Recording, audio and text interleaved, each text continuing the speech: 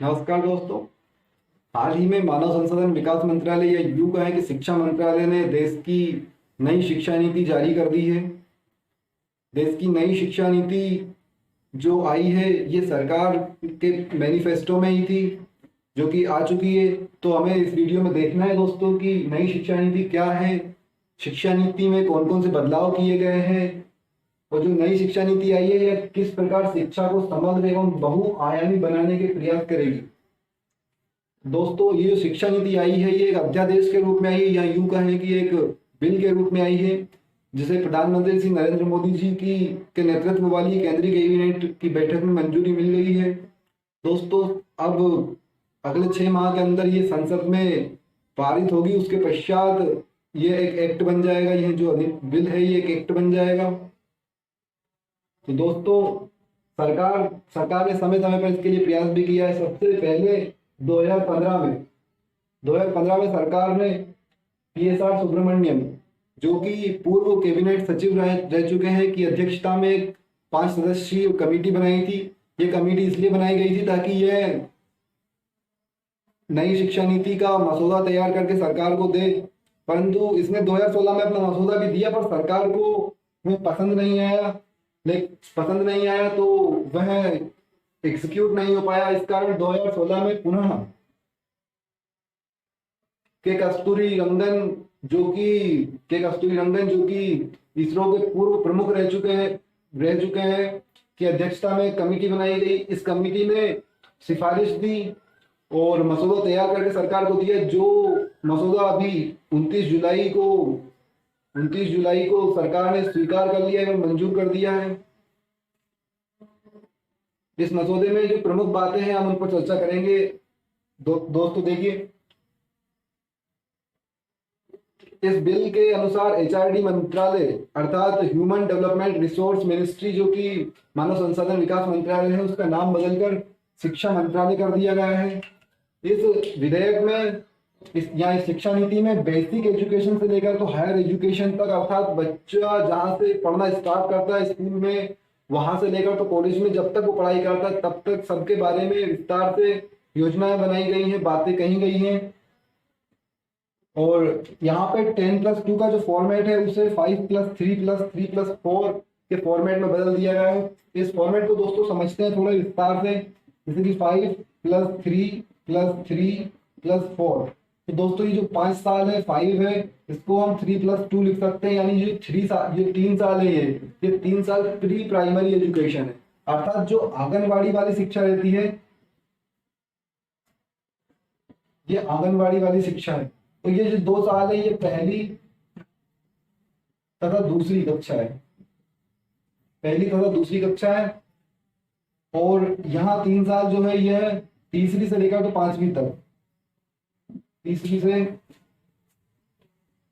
है। और इसकी बात करें तो यह 6ठी से 8वीं तक, यहाँ 9वीं से तो 12वीं तक की कक्षाएं हैं। दोस्तों, जो तीसरी से लेकर 5वीं तक का जो फॉर्मेट है यह एक फाउंडेशन सिस्टम रहेगा। फाउंडेशन यहाँ रहेगा बच्चों की नींव मजबूत करने के लिए। उन्हें खेल के माध्यम से पढ़ाया जाएगा, उनको शिक्षा के प्रति रुचि डेवलप की जाएगी। और जो तीसरी से लेकर 5वीं तक की शिक्षा है, यहाँ पर बच्चों को विज्ञान, गणित, कला, सामाजिक विज्ञान एवं मानविकी के विषयों,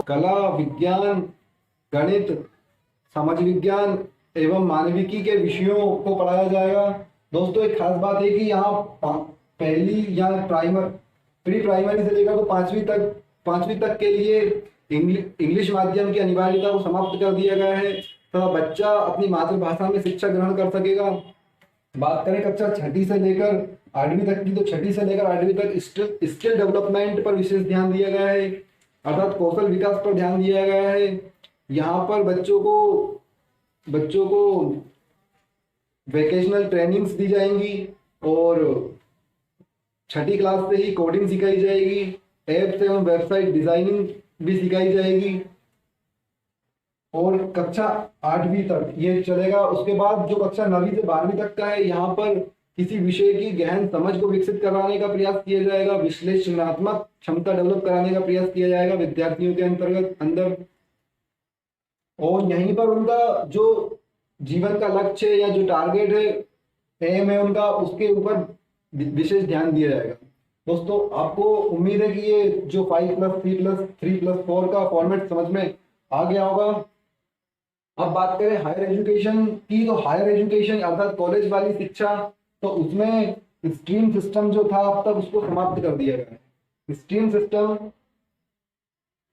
सिस्टम की हम दोस्तों बात करें तो स्ट्रीम सिस्टम जैसे आप कॉलेज में जाते हैं, आप पीसीएम लेते हैं, फिजिक्स केमिस्ट्री मैथ आपका सब्जेक्ट रहते हैं, तो आप ऐसा नहीं है कि तीनों सब्जेक्ट एक ही स्ट्रीम के हो, साइंस के ही हो। अब आप फिजिक्स के साथ साथ हिस्ट्री भी पढ़ सकते हैं, या केमिस्ट्री के साथ साथ आप पॉलिटिकल साइंस भी ले सकते हैं। तो आप स्ट्रीम का अब कुछ भी नहीं रहा, आपकी जो जिस विषय में आपकी रुचि है आप उस अपनी रुचि के अनुसार विषय का अध्ययन कर सकते हैं दोस्तों।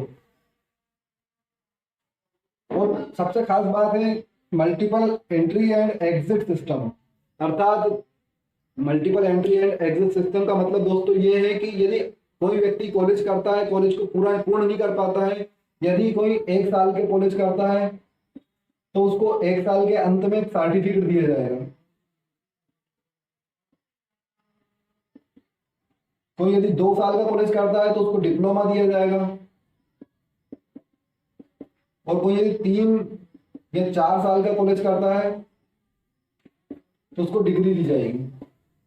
परंतु ऐसा यहाँ पे कुछ भी नहीं है कि यदि आपने 1 साल कॉलेज किया तो कॉलेज करने के 1 साल कॉलेज के बाद छोड़ दिया तो आपकी पढ़ाई बेकार चली गई, ऐसा कुछ नहीं है दोस्तों। यहाँ पे बहुत ही अच्छा सिस्टम है multiple entry and exit system, जिसमें कि आप यदि 1 साल भी कॉलेज में पढ़ते हैं तो आपको उस 1 साल के लिए सर्टिफिकेट दिया जाएगा, आपकी पढ़ाई बेकार नहीं जाएगी।